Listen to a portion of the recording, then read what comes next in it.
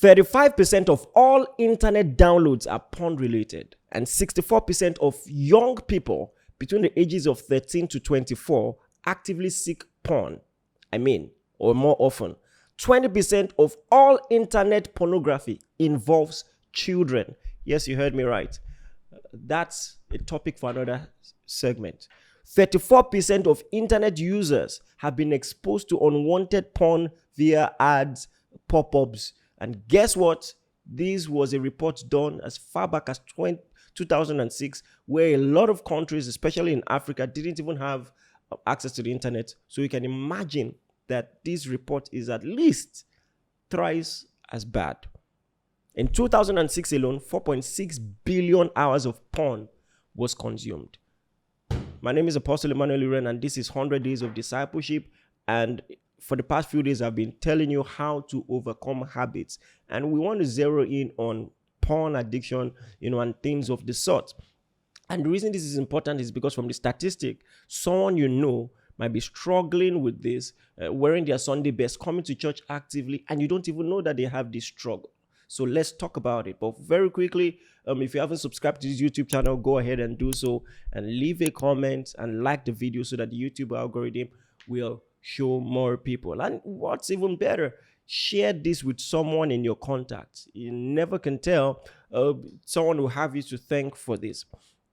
You see, when it comes to biblical steps to overcoming addiction, I've shared a few steps in the previous episodes, and I want to share a few more. And I want to talk about something very simple but very important. And I think this is the foundation of it all. The thought I want to share with you is reflected in Jeremiah chapter 2, verse 13. It says, "For my people have committed two evils. They have forsaken me, the fountain of living water." Some people, that's what they think backsliding is, or not having a walk with God is. They've forsaken God, the fountain of living water. So it's not just a religious activity. They've forsaken the ultimate source of satisfaction. He's the fountain of living water. And it says they have hewed themselves cisterns and broken cisterns that cannot hold water. So now you have the fountain of living water, and now you're trying to fetch water from elsewhere with a broken bucket. And that's a reflection, a metaphorical reflection of every other thing from whence you seek satisfaction. What does this have to do with addiction? Everything. Because psychologically, anyone who has an addiction is looking from a temporal source, joy that can only come from a permanent source, namely God. All right? So behind every addict is someone who is looking for satisfaction in things that cannot satisfy. And I've told you time and again, everyone who yields to temptation thinks that in yielding it will go, but instead of going, it grows. All right? So I think a base way to start is this: to realize that at the end of the day, your ultimate source of satisfaction must come from God. Not even from good things, but God. You see, sin is not just, it was Tim Keller who said this. Sin is not just wanting bad things. It is wanting good things badly. And so even in things that are not sinful, like food, if you take it to the extreme, it becomes gluttony. All right? If you take wine to the extreme, it becomes drunkenness. It is wanting good things badly. So you must be a person who is not adverse to discipline, who is ready to put structures in his life. You see, let me tell you something. Check many people who crawled into habits. It just came by a laissez-faire way of life. When a movie is rated 18, even though most movies that are rated 18 should be rated 100, there are some movies we will never be old enough to watch. All right? So that's a conversation for another day. But you see, in the years of our innocence, when there was a kissing scene, you closed your eyes. Or maybe you grew up in a house where your parents would say, close your eyes. You shouldn't be saying that. But after a while, maybe with curiosity, or you felt, I'm way beyond this, they're just kissing. You began to watch those things and you began to invest, feed the flesh. The lost cannot perform if you don't feed it. You began to feed the flesh. When you let your guards down, oh my God, you underestimated the flesh. And so the first thing you must understand is that you must be, in general, a person of discipline. Start practicing it even in the areas where you are not struggling.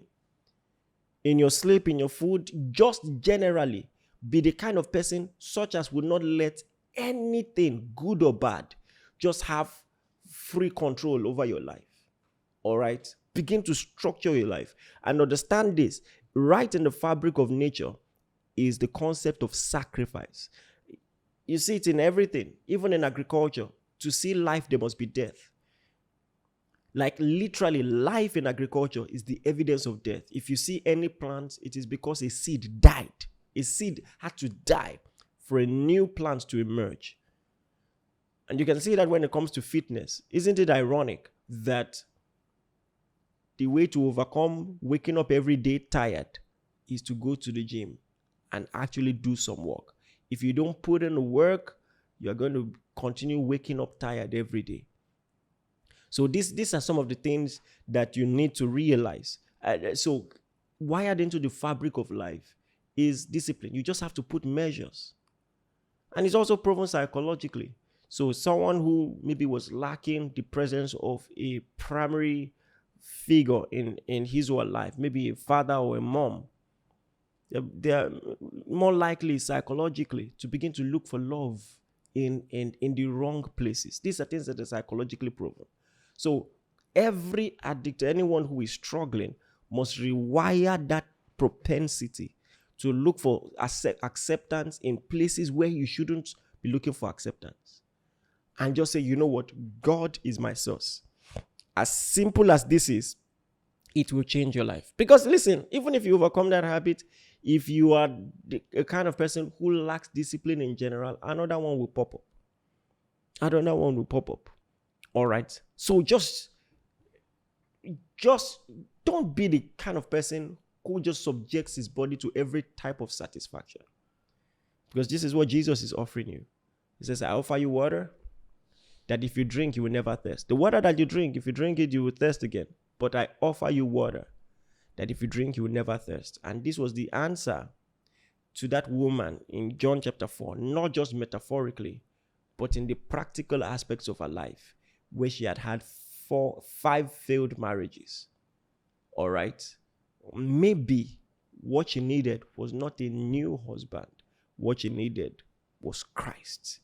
All right? This is very important. Start practicing satisfaction in God. Take your walk with God seriously. Begin to enjoy going to God in worship, studying your Bible, and doing all those things. Because I can tell you one thing for sure. If your cup is full, there won't be space for other strange liquids to come in. That is just how it works.